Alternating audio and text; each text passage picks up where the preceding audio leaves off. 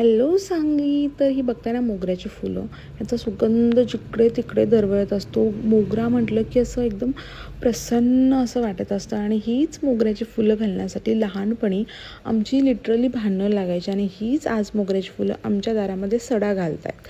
लहानपणी आमच्या अक्षरशः अशी भांडणं असायची की कोण लवकर उठते आणि कोण पहिला जाऊन ती फुलं काढते, याचं कॉम्पिटिशन आमचं त्यावेळेला लागलेलं असायचं. पण आज ती फुलं निवांतपणे, बिनधास्तपणे, कारण की त्यांना कोणी आज तोडणार नाही आहे, निवांत अशी ती पसरलेली आहेत दारामध्ये.